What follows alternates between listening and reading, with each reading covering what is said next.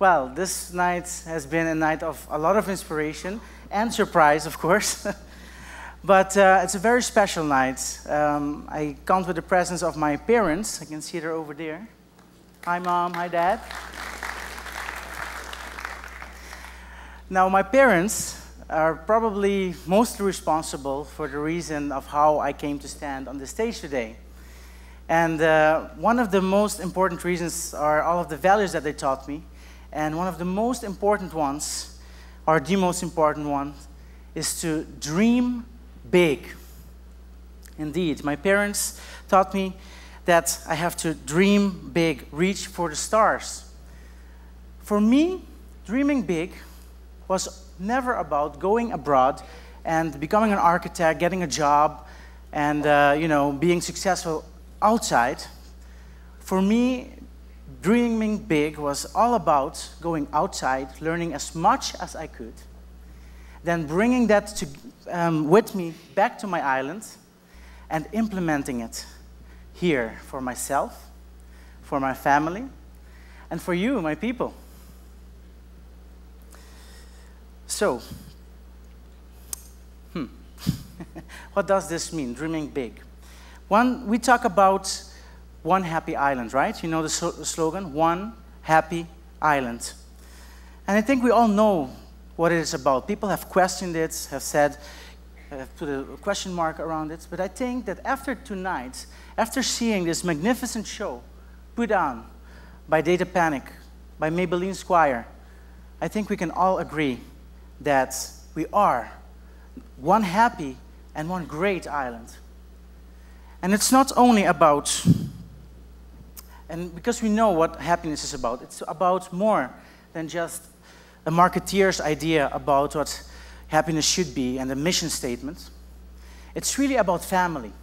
It's about community. And for me, it has been an inspiration because I have seen how Aruba has reinvented herself through our people over and over again. We have shown the world how to get things done. We were an agricultural society. We transformed into an industrial society. And when that all was over, and it's over, oil is obsolete, guys, we turned into a touristic and booming economy. And as I stand today, we stand on the verge of yet another change. Aruba is going to turn into one sustainable green island, which is an example for the world. So when I got my first opportunity to design something for my own country, which was a big blessing, it was really something very special, I wanted to really dig deep and bring something special to the table. And I found this something special at our awesome Museum of Archaeology. Here you can see the artwork from the millenary culture that was established on Aruba prior to the arrival of modernity 520 years ago. These pieces date back all the way, sometimes thousands of years old. But they had these beautiful linear patterns, and they spoke to me immediately. So I ran with it. I developed a special paver that would allow me to bring these beautiful creations and these beautiful patterns into our public space. And what these pavers also allowed me to do is to create my own patterns. And so I was bridging a gap between that distant past and our present-day life. Of course, this process, this design process, and being so lucky to be able to realize it, get it done, is a big source of joy for me, personal joy. As you can see here in the picture of my father sitting at the end of the plaza, I love this picture because you can see the cycle of generations. Here you have my father. I took the picture. And my daughter is there. And if you can see just right, you will see that my mom, two hands there, hugging it all together. Yes, Mom, you're also in the picture. And in the background, you can see these beautiful linear patterns that evoke that distant but still present identity that we still hold so dear today. Now, people like us, architects and creative people in general, sometimes we might feel that we are not quite understood well all the time, right? Sometimes we feel we have to struggle to get our ideas across. Okay, wait, before I go on, any engineers in the room? Okay, well, don't worry. I got one. Now, one process, sometimes you get, like warriors, and what happens is that we become a bit overprotective. We become overprotective and uncompromising guardians of our own creation. Sometimes we can also become just plain arrogance and, pain indeed. Yeah?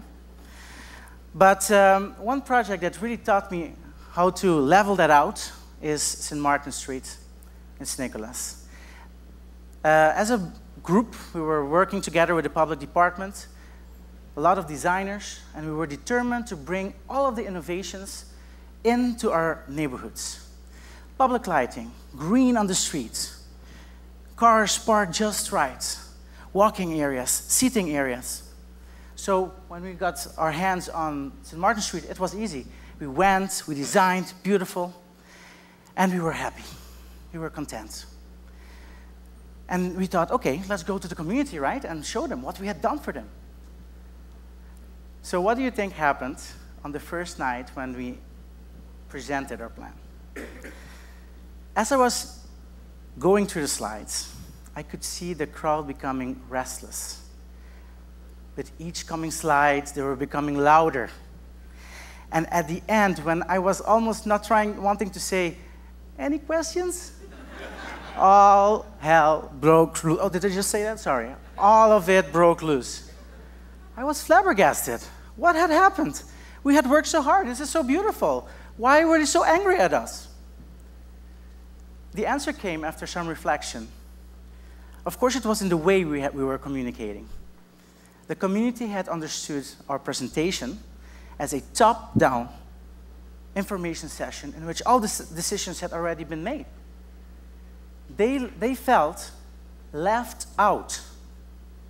It's quite understandable. But this story doesn't end badly at all. If not, I wouldn't be showing it today. We went back, we persevered.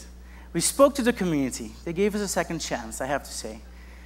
We saw the problems that our plan was posing for them, and we were able to go back to the drawing board and fix it.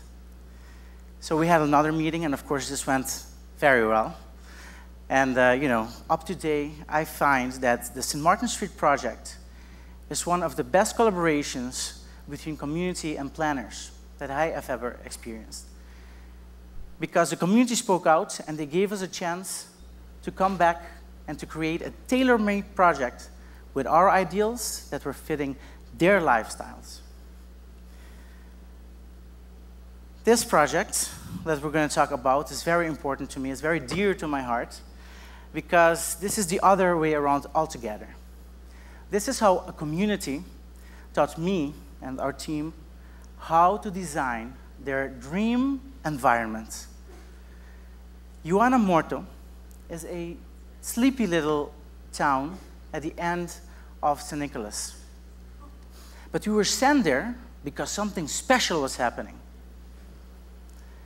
Yes, this is what we arrived at when I arrived there with Giovanni Tromp, my colleague, and Harm van de Sijp. We were like, okay, lots of work to be done here. However, that afternoon, we were met by the warm and typically friendliness of a Aruban community over there. It was the other way around. This community was prepared. They had a presentation of their own, so we sat down. Yeah. We sat down and we had pictures and dreams of how they were going to plan their community. And everything was there. Trees, lights, walkways, a gazebo. Man, so many years there in Delft, and these people had already known what they wanted.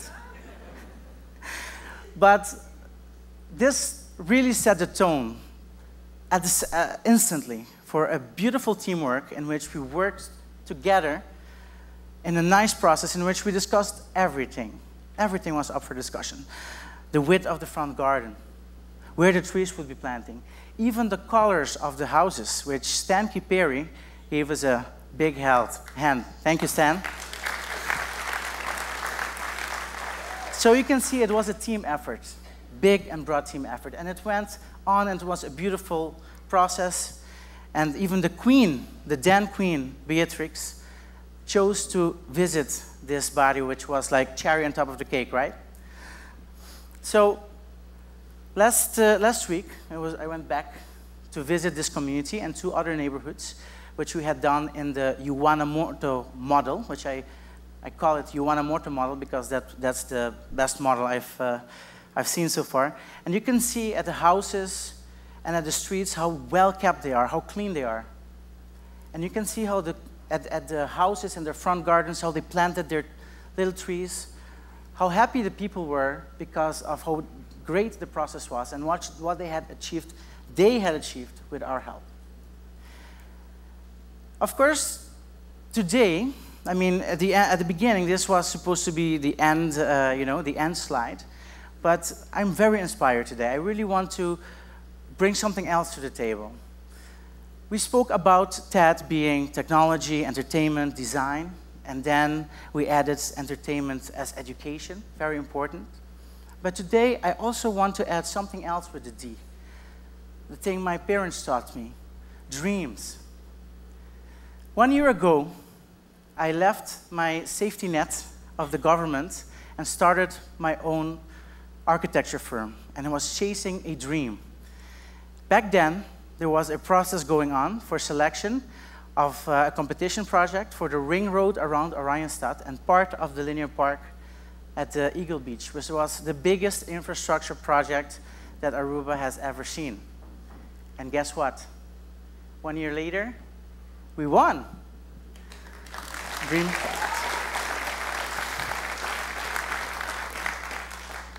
So this was a fulfillment of a dream to really give back and to make a project that was asphalt and concrete into a beautiful greenway that we can turn into a botanical experience for Aruba and for the world.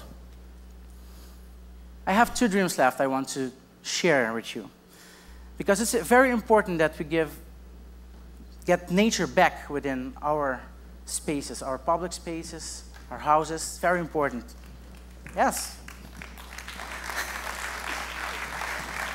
I dream that one day all Aruban streets will be lined with beautiful shade-giving trees where we all can come together and have chats as we used to. And my last dream today is a bit radical, but Commandant, I don't know if he's here, he really got it out of me with his bridge project. I want you to think about our North Coast, which right now is that beautiful geological experience, and I imagine that to become a beautiful vegetated area where we can find plants to really extend our biodiversity and our nature up to that level. It's very important to do this. Okay. So, what was I going to say last? I think that we have to believe in big dreams. Today, I could share with you that, we achieved something together. Our engineers, our designers achieved a whole lot, even in the public sector and now also in the private sector. And together, we can dream bigger dreams and achieve them. Get them done. Because together, we can. No sport. Thank you.